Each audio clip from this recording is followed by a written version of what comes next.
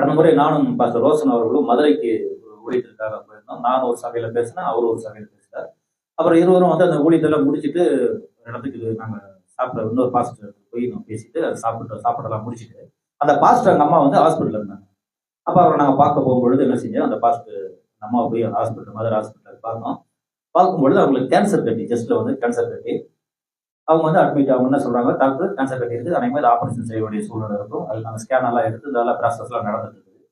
அதுக்கு முன்பாகவும் பாஸ்டர் போய் அவங்க சந்திச்சிருக்காங்க. சந்திச்சு அவங்க வீட்டில் ஜெபம் செய்யும்பொழுது, இது நீங்க பயப்படாதீங்க, இது கேன்சர் கட்டி கிடையாது, இது வந்து கேன்சரே கிடையாது, இது சும்மா அந்த கொழுப்பு கட்டி, அவ்வளவுதான், அதை தான் செய்ய போறாரு, நீங்க பயப்படுறீங்கன்னு சொல்லிட்டு வந்தாங்க.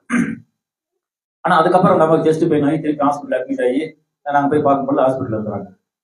திரும்பி அதே வார்த்தை தான் ஜபம் செஞ்சு ரோசல் பாஸ்டர் செய்து சொன்னாங்க, இது நீங்க நினைக்கிற மாதிரி கேன்சர் கட்டி கிடையாது, ஆண்டவர் இது கொழுப்பு கட்டியை மாற்றி ஒண்ணு இல்லை நம்ம வீட்டுக்கு அனுப்ப போறாரு சொல்லுவாங்க, வீடு சொன்னாங்க.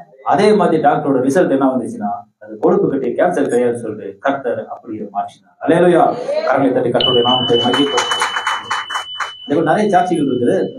அதெல்லாம் வந்து சாட்சிகள் சொல்ல நம்ம டைம் பத்தாது. ஏன்னா இன்றைக்கு வந்து ஒரு செய்தியும் ஒரு நல்ல ஒரு உற்சாகமான சுகமளிக்கும் ஜெபத்தையும் ஒரு தீர்க்க தரிசனத்தை இன்றைக்கு நம்ம மத்தியில் அவர் செய்ய போகிறார். எனவே வந்து கரங்களை தட்டி மீண்டுமா அவருடைய நாமத்தை மகிழ்ப்படுத்த கர்த்தருடைய நாமத்தை உற்சாகம் வரவேற்போம். அல்லேலூயா.